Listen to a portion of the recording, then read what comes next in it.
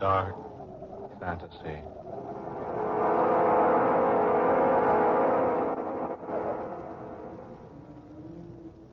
I am the man who came back.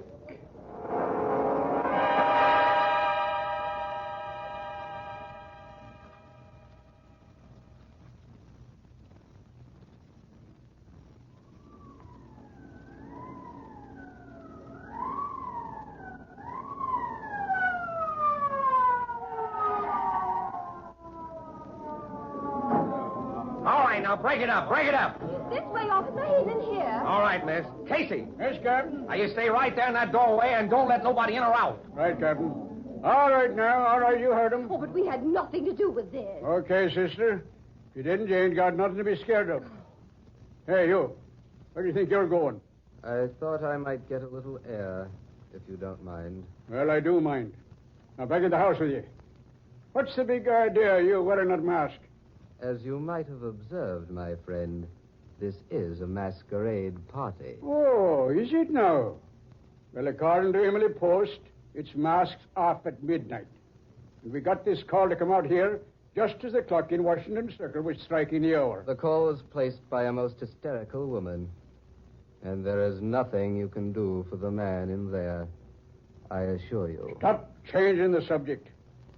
What I want to know is, why ain't you unmasked like the others? I prefer, sir, to wear my mask. Take it off, Don Juan. I want to look at your mug. It might be better, my friend, if you didn't see my mug. Now, look here, Zorro. Perhaps while we are waiting, I might tell you a story. Yeah? What is this? Bedtime at Grandma's? The only story I'm interested in is what happened here tonight. Exactly. Eh? I said exactly. Perhaps I can tell you the story. All right, then, my fine, mysterious friend. Give. Well, you see, it's quite a long story. It really all began at least 3 years ago. I remember that evening quite well. I let myself into Granger's apartment. It was a golden key I used. A bright golden key. And there was no one there when I arrived. So I closed the door and waited.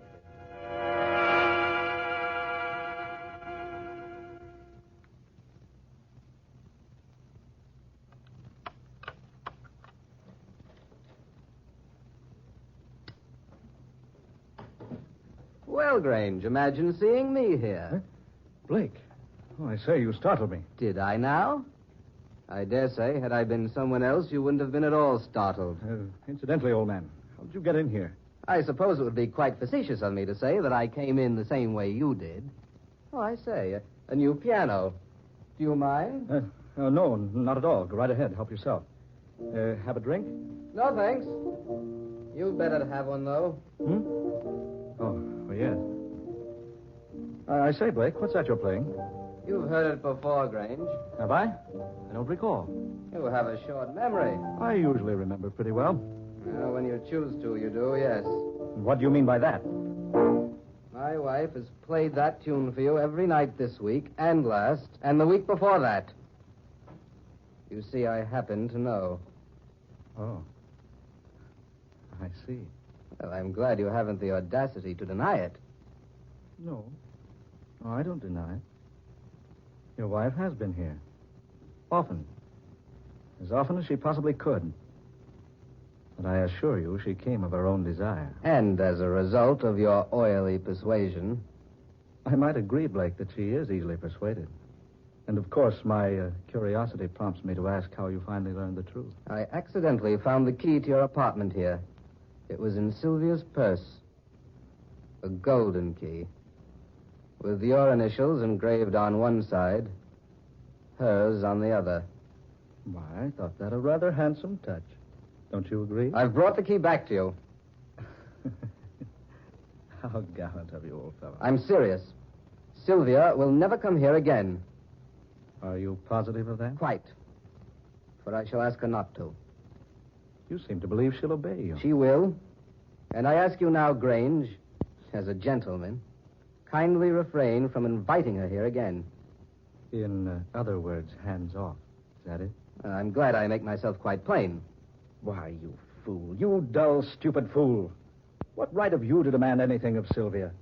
Do you think for a moment, night after night, twiddling her thumbs while you're away from home? I admit I've been busy this past year, but another 6 months... You've no one to blame for Sylvia's being here but yourself. Here she's found what you've denied her, Blake.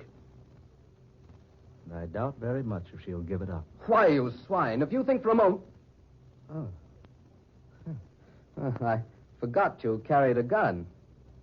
But if you'd care to put it away... Skip the heroics, Blake. You know, I think I've suddenly thought of a solution to all this. The only solution is for you to leave Sylvia alone. Oh, no.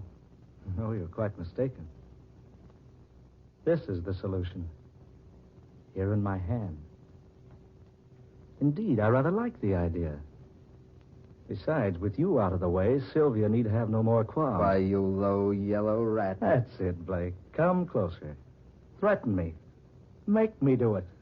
Make me do it, Blake. If you think killing me is a way out, Grange, you're very badly mistaken. It's the only way out. If you kill me, Grange, I'll come back and avenge myself. One shot, and that'd be all.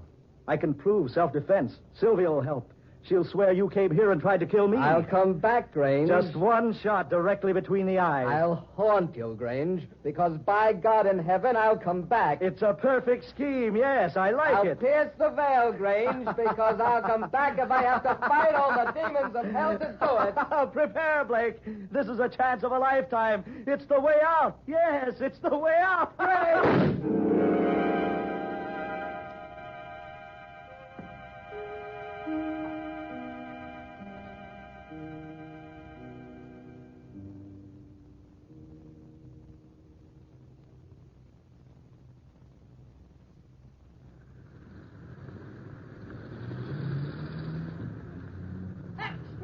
Get your extra paper. Wealthy playwright slain in millionaire's apartment. Read all about it. Here you are, Mr. Keith Grange playing self-defense in slaying of Philip Blake. Here it is, folks. Get your extra paper. Read the headline news about the killing. It's all here in your extra paper.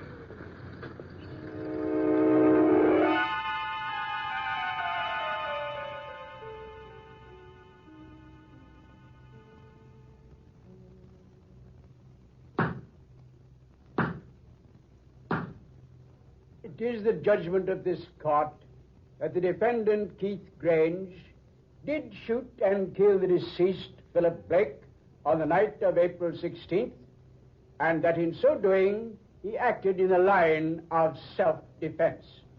The court therefore decrees that Keith Grange shall not be held to account for this unfortunate incident.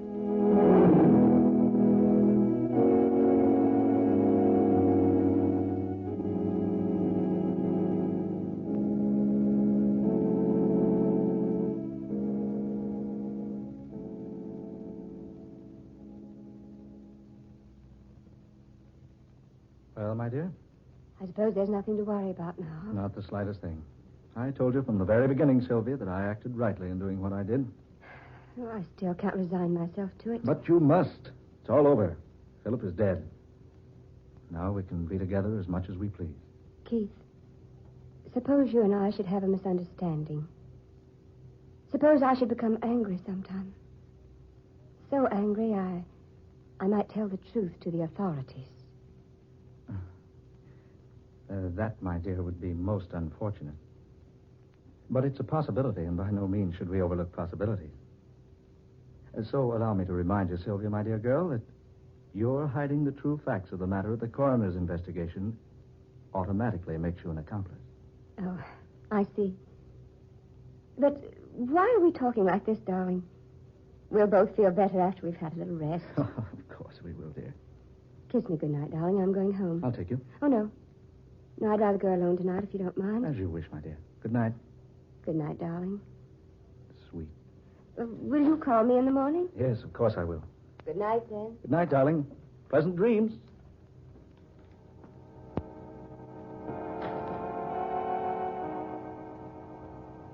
That's strange. Very strange. Just a moment ago, there were only Sylvia and I here. Now she's gone. Yet I feel that I'm not alone. You're not alone, Grange. What? What was that? I thought I heard a voice.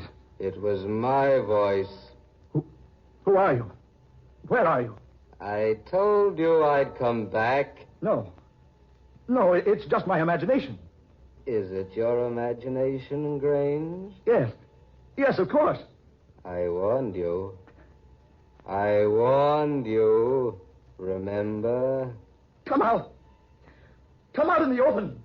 Come out, I say. Do you hear me? Come out. Your gun is useless against me now, Grange. What do you want? Tell me, what do you want? Oh, not now. The time isn't right now. But I'll be back. Watch for me and wait. Watch and wait. For I'll come back, Grange. I'll come back.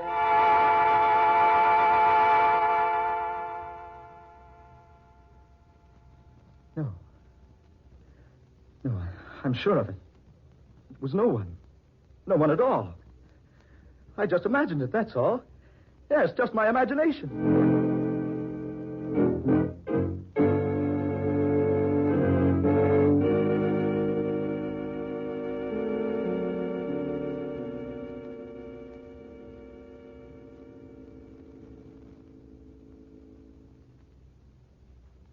Sylvia, dear, you look so tired.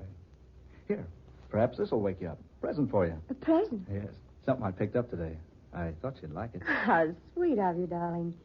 I think I can guess just by looking at the box. It's a ring. Oh, aren't you clever? Go ahead, open it. All right, darling, but don't hurry me. Oh, Sylvia, that isn't the ring I bought for you. Keith, look at this ring. The initials. P.B. Keith, this is his ring. Sylvia, what are you saying? It's his ring. I gave it to him. But, Sylvia... Keith, I swear to you, Philip Blake was buried with that ring on his finger.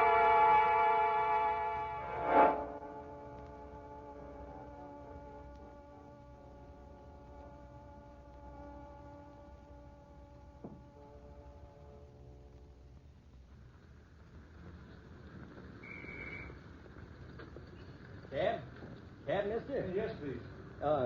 Do you mind coming around to the other side, please, mister? That door's busted, and you can't get it open. Oh, very well. Sorry to ask that of you, but they ain't had time to get the other door fixed. Where to, friend? Huntington Arms Hotel, please. Right. Excellent. Huh? That's where I'm going. Oh, you startled me. I didn't know there was anyone in this cab. It's so dark tonight. Yes, isn't it? I say, I don't seem to feel anyone in the seat here beside me. Strange. You certainly bumped me hard enough when you crawled in here. Bumped you? I beg your pardon, sir, but I... Never mind, Grange. Never mind. You know me? I'm surprised that you don't know me. Why, yes. Your voice sounds familiar. Good Lord. Philip Blake. Do you mind riding with me? Blake, you're supposed to be dead. You're supposed to be buried. I am dead, Grange.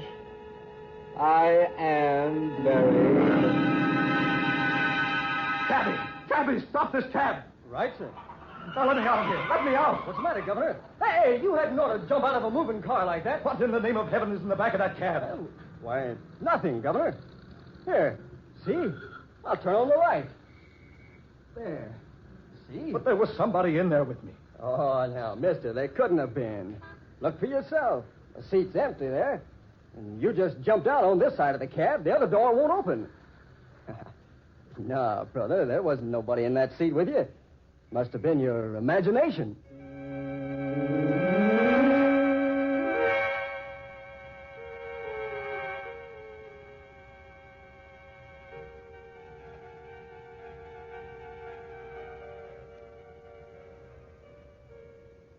Hello? Hello, Doris? Dear, this is Sylvia. I just wanted to remind you about the masquerade ball at Keith's new home tonight. You'll be there? Fine. Now remember, masks and costumes for everybody. All right, dear. Bye.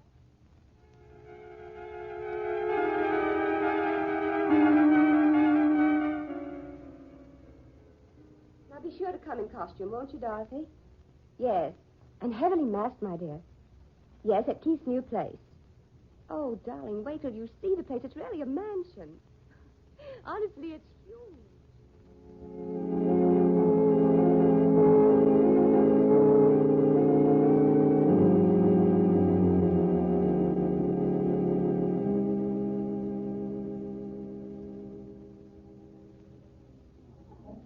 Mr. Grange, I believe. Sylvia, darling. So you've penetrated my disguise. Silly. I heard you order it from the costumers yesterday. Darling, the music will start soon. Is the first dance ours? Sylvia, my dear, every dance is ours tonight. Are you happy I bought this place? Oh, it's lovely. Absolutely lovely, Keith. Darling, what's the matter? That man in black. I've been watching him all evening. He's been watching me. Do you know who he is? No. He just stands and stares at me. Everywhere I go, he's always just a short distance away. Look, Keith. He's going into your study. Well, he hasn't any business in there. That's strange. I locked that door this evening so the guest wouldn't go into your study and disturb things. Well, he just walked right in. And, dear, I'll go see who he is and what he wants. You mingle with the guests, and I'll join you later. Very well, dear. But don't be long. I'll be waiting for you. All right, Sylvia. Yeah. It's odd. This door is locked.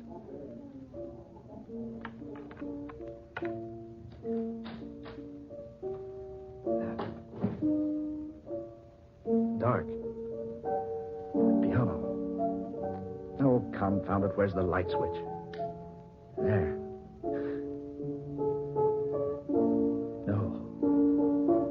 No, it can't be. That piano. Someone's playing and...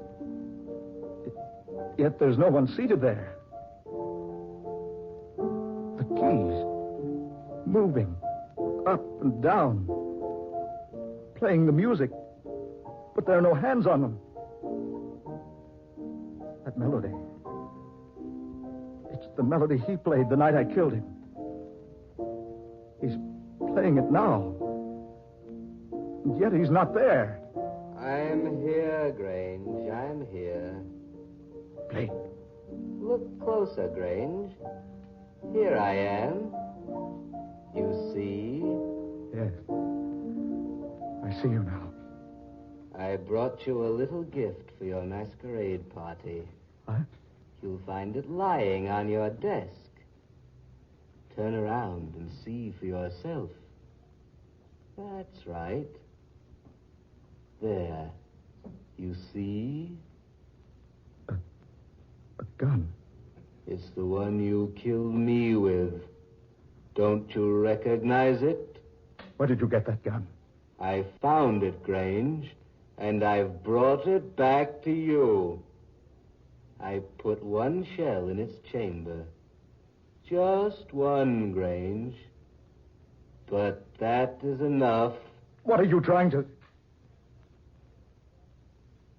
Gone. He's gone. Lord, am I mad? Was I dreaming? No. No, the gun is here. It is my gun. One cartridge, he said. Only one. One cartridge. Yes. Yes, it's the only way left.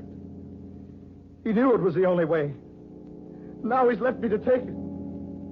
All right, Blake. You can have your revenge. You can have it. You are right. It is the only way.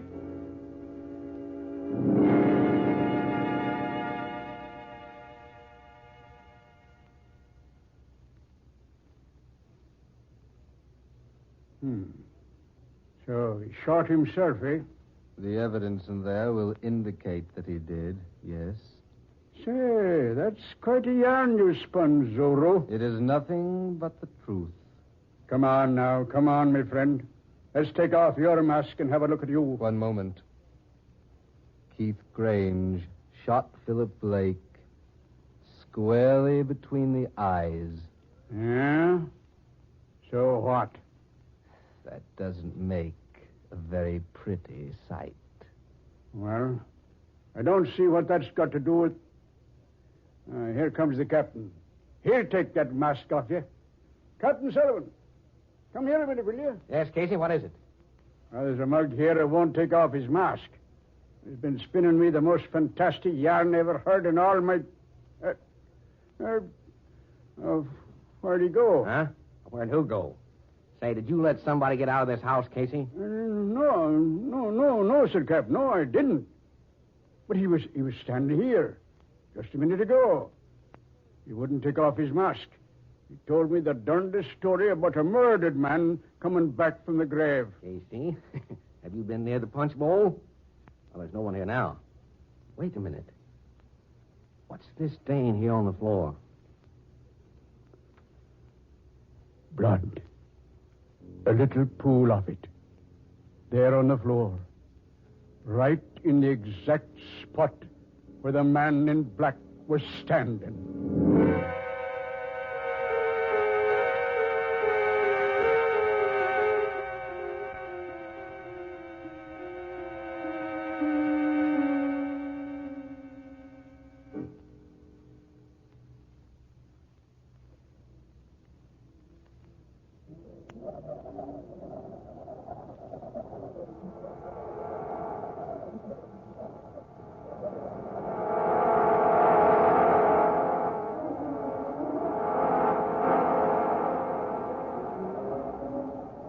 Dark fantasy.